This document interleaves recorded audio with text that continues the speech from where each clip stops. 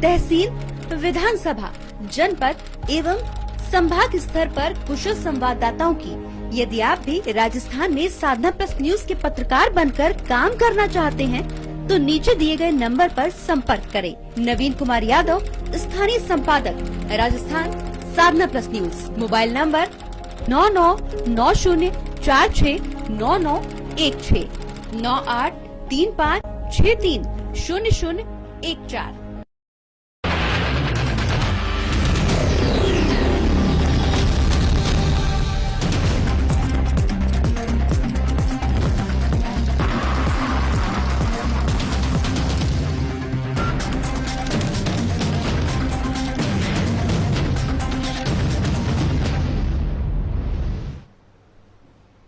नमस्कार, आप देख रहे हैं साधना प्लस न्यूज। आप सभी का स्वागत है मारो राजस्थान के हमारे इस बुलेटिन में। आपके साथ मैं अंजलि।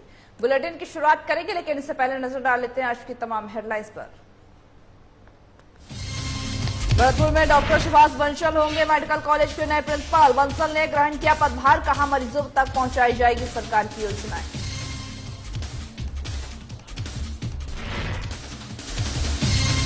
भरतपुर में 10 दिनों तक चलेगा रामनवमी मेला। राज्य मंत्री ने किया झंडा पूजन, कांग्रेस के कार्यों की सराहना।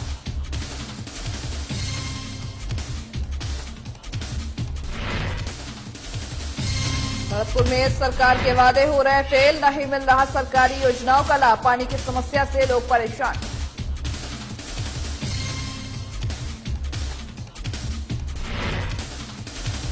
हनुमानगढ़ में सैंपलिंग का काम हुआ शुरू। 20 अप्रैल से होगा रिलाइनिंग का काम। सरकार ने राजस्थान भाग में 250 करोड़ की किए मंजूर।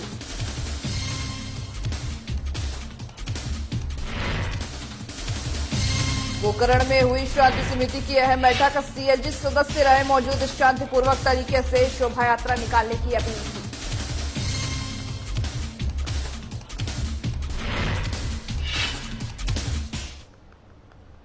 अब करते हैं बुलेटिन की शुरुआत खबरों से। दौसा विधायक और कृषि विपणन मंत्री मुरारीलाल मीणा की अनुशंसा के से जहां पर विधानसभाओं में संचालित जो 5 राजकीय विद्यालयों में 14 कक्ष में बरामदे के बनाए जाएंगे। जहां मीडिया प्रभारी उमाशंकर बनियाना ने बताया है कि दौसा विधायक और कृषि विपणन मंत्री मुरारीलाल मीणा की हमेशा सरकारी विद्यालयों के शैक्षिक और साथ ही साथ भौतिक उन्नयन की ओर जोर बताया जा रहा है। बता दें कि यही कारण है कि विधानसभा क्षेत्र में स्थित राजकीय विद्यालयों में ऐतिहासिक कार्य हुए हैं, तो वही कई नवीन शैक्षिक संस्थान भी स्थापित किए गए हैं।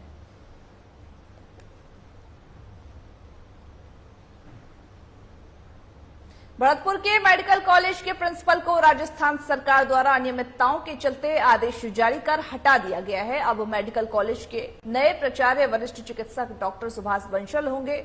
बता दें कि दरअसल तत्कालीन प्रिंसिपल रजत श्रीवास्तव के खिलाफ अनियमितताएं पाए जाने पर उन्हें हटाया गया है और उनके खिलाफ कई शिकायतें भी मिली है। बता दें कि जिनकी अब उच्च स्तर पर जांच की जा रही है। वही साथ ही साथ जहां वरिष्ठ चिकित्सक डॉक्टर सुभाष बंसल ने मेडिकल कॉलेज पहुंच करके प्राचार्य के रूप में पदभार ग्रहण किया है और कहा कि राजस्थान सरकार की जो भी योजनाएं हैं उन्हें मरीजों तक पहुंचाया जाएगा और मेडिकल कॉलेज में अध्ययन करने वाले बच्चों को भी पूरी सुविधाएं मुहैया कराई जाएंगी।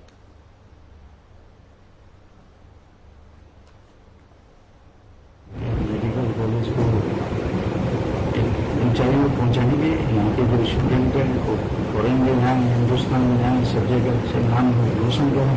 हमारे मेडिकल कॉलेज का नाम अच्छा रहेगा, उसी हिसाब से टीचिंग का कार्य करेंगे। यहाँ दूसरा हमारे जो अस्पताल है उसमें पब्लिक की सेवा होती है, इलाज होता है, किसी मरीज को कोई परेशानी नहीं हो। सरकार की सारी जो स्कीम चल रही है वो उसको मिले और वो इलाज कराए। ये फिलहाल तो प्रायोरिटी नहीं की हमारी टीचिंग से संबंधित तो मरीजों को। भरतपुर के नगर कस्बे में 10 दिनों तक चलने वाले रामनवमी मेले को लेकर के आज राज्य मंत्री डॉक्टर सुभाष गर्ग ने मुख्य अतिथि के रूप में विधिवत रूप से झंडा पूजन किया है। बता दें कि इंदिरा सर्किल पर समाज सेवी विश्वेंद्र सिंह पिराका के द्वारा उनका स्वागत सम्मान किया गया। इस अवसर पर नगर पालिका चेयरमैन राम अवतार मित्तल, अधिशासी अधिकारी मुकेश कुमार शर्मा, थाना अधिकारी हरलाल मीणा समेत कई लोग भी इस दौरान मौजूद रहे।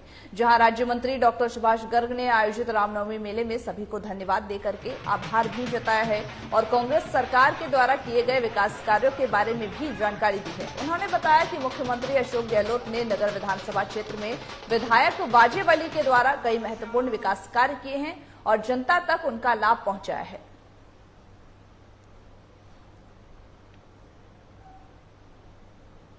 भले ही सरकार पानी की व्यवस्था को लेकर के लंबे लंबे वादे कर रही है और तमाम तरह की योजनाएं चला रही है, लेकिन उसकी जमीनी हकीकत कुछ अलग ही नजर आ रही है।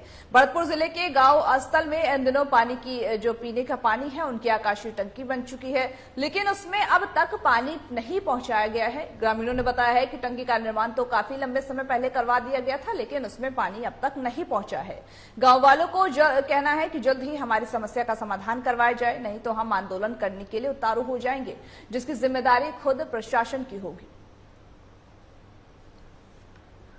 यहां पर बता दें कि सरकार के वादे फेल होते हुए नजर आ रहे हैं। सरकारी योजनाएं तो लागू की जा रही है, लेकिन अगर बात ग्रामीणों तक करें तो ग्रामीणों तक ये योजनाएं नहीं पहुंच पा रही। जहां पर लंबे समय से भरतपुर में लोग जो ग्रामीण है पानी की समस्या से जूझ रहे हैं, लेकिन इसके बावजूद जो योजनाएं हैं उसके तहत टंकी बना दी गई, लेकिन टंकी में पीने का पानी उपलब्ध कराने की जगह टंकी खाली पड़ी हुई अभी भी, जिसे कि लेकर के ग्रामीणों ने ये अधिकारियों से या ये ज्ञापन सौंपा। अधिकारियों से इस बात की मांग की है कि पानी की पीने की जो टंकी बनाई गई है उसमें पानी जल्द से जल्द उपलब्ध कराया जाए, ताकि भरतपुर वासियों को जो पानी की समस्या हो रही है वो दूर हो सके। नहीं तो अगर ऐसा नहीं किया जाता है तो वो लोग उग्र आंदोलन करने को बाध्य हो जाएंगे।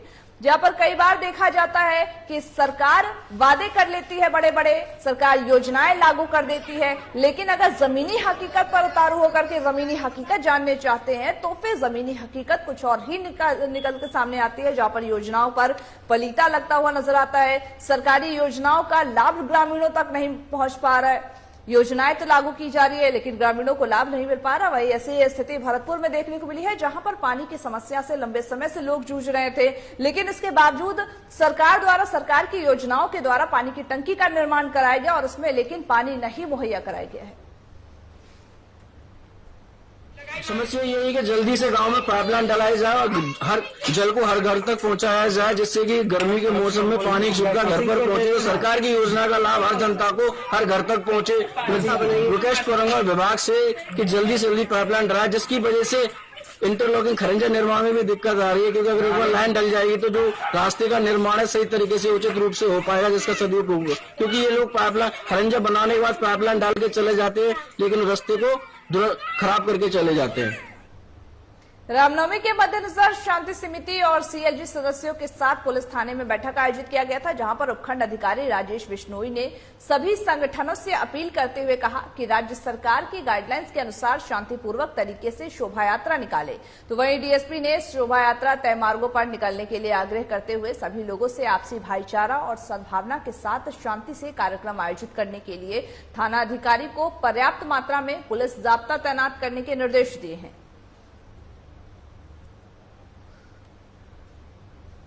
जहां पर रामनवमी के मद्देनजर ये बैठक आयोजित किया गया था और साथ ही आगामी जो त्योहार आने वाले हैं उसको लेकर के इसमें चर्चा हुई है, किस तरीके से शांतिपूर्वक तरीके से त्योहार को मनाया जाए। और साथ ही इसमें उपखंड अधिकारी राजेश बिश्नोई भी इसमें शामिल हुए। उन्होंने पूरे संगठन से अपील करते हुए कहा कि राज्य सरकार की जो भी गाइडलाइंस जारी की गई है उसको शांतिपूर्वक तरीके से पालन करें और लोगों से पालन कराएं, ताकि त्योहार शांतिपूर्वक तरीके से बिना किसी विघ्न बाधा के निपट सके।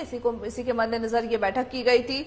शांति समिति और सीएलजी सदस्यों के बीच में ये पुलिस थाने में बैठक आयोजित की गई थी, जिसमें तमाम लोग उपस्थित रहे। सभी ने अपने अपने राय रखे और साथ ही साथ शांतिपूर्वक तरीके से किस तरह से रामनवमी के पर्व को मनाया जाए उस पर चर्चा की गई है। उस पर सभी ने अपने विचार प्रकट किए और साथ ही उस पर मुहर लगाते हुए कुछ व्यवस्थाएं हैं उस पर मुहर लगाई गई है।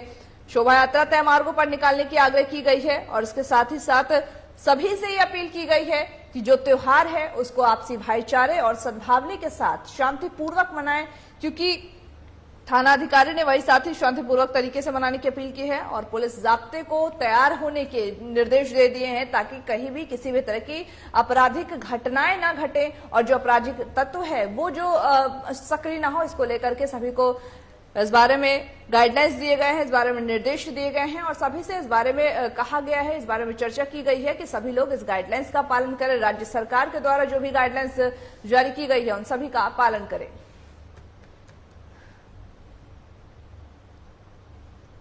श्री कैला देवी झीलवाड़ा मेले में जहां पर पुलिस की ओर से चलाए जा रहे विशेष वाहन चेकिंग व धरपकड़ अभियान से वाहन चोरों व अवैध वाहन संचालकों में हलचल मची हुई है।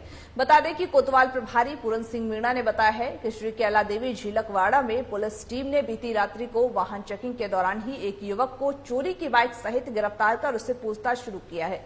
पुलिस हेड कांस्टेबल वृंदावन लाल ने बताया कि पकड़ा गया जो युवक है वो गोवर्धन निवासी अशोक बघेल पुत्र सोहन सिंह है, जो मेला देखने के लिए आया हुआ था, लेकिन जांच के दौरान चोरी की बाइक सहित पकड़ा गया है, जिससे बाइक को लेकर के उससे गहन पूछताछ की जा रही है।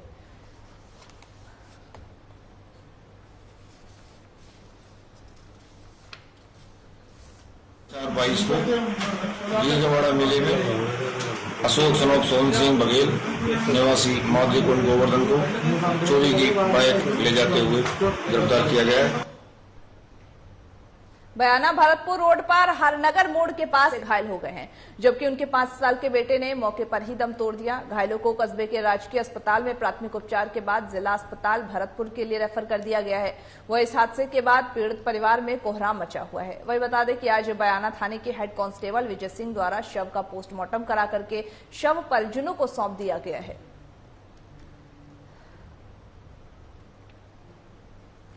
यहाँ पर बयाना में ये सड़क का हादसा हो गया है। बयाना भरतपुर रोड पर यह सड़क हादसा देखने को मिला है, जिसमें कि अज्ञात वाहन ने बाइक सवार दंपत्ति को टक्कर मार दिया। बाइक सवार दंपत्ति की हालत हालांकि गंभीर बताई जा रही है, लेकिन जो बच्चा था उनके साथ उसकी मौत हो गई है। 5 साल के बच्चे की मौत हो गई है।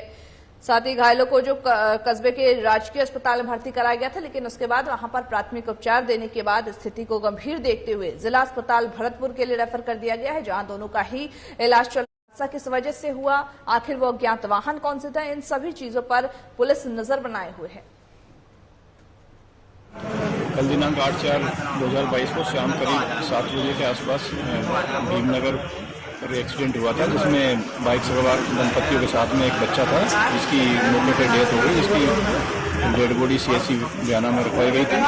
अभी उसका पंचायतनामा पोस्टमार्टम करवाया जा रहा है और लास्ट में परिजनों को सपोर्ट की जाएगी अंतिम संस्कार। मारो राजस्थान के हमारे इस बुलेटिन में बस इतना ही। मुझे दीजिए इजाजत। नमस्कार।